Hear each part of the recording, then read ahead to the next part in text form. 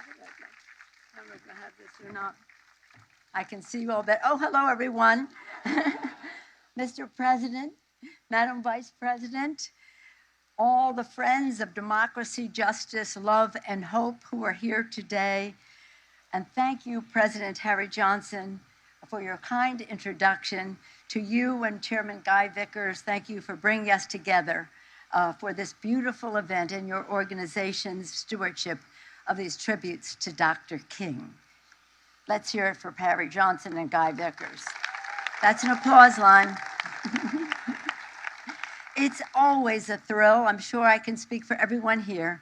It's always a thrill to return to MLK Memorial and to do so today as we celebrate 10 years since the dedication, when we were joined by President Barack Obama and our former colleague, the beloved Congressman John Lewis.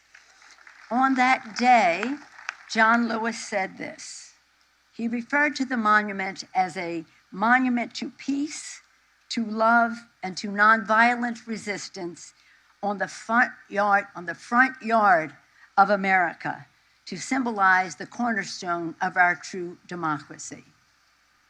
Dr. King's presence on the front yard of America with Presidents Washington, Presidents Lincoln, Presidents Jefferson, well, his presence, while not a president, has brought luster to the front lawn, has brought justice to the front lawn, and has brought many, many more children to the front lawn of America. Today, it is a privilege, I know, for all of us to return to the mall with so many who were here for that dedication, so many who played a role in the idea and then the fulfillment of that idea of this monument. And that are many members of the Congressional Black Caucus who are here today. They are led by our chair now, Joyce Beatty, and I want them all to rise. The members of the Congressional Black Caucus.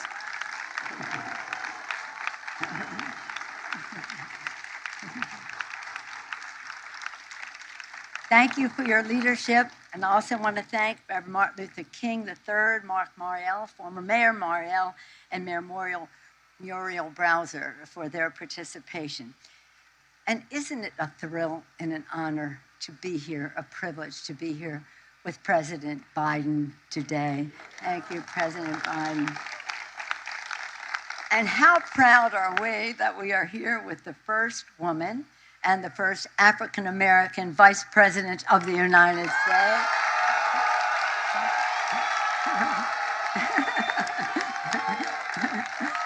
Thank you, Mr. President.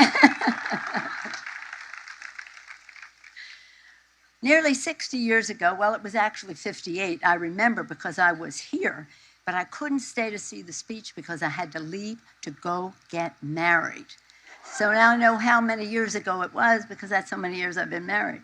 But it was such an occasion to see so many people converging on Washington, D.C., among others, our dear John Lewis. And to hear, for people to hear Dr. King, not far from here, deliver his immortal call to action.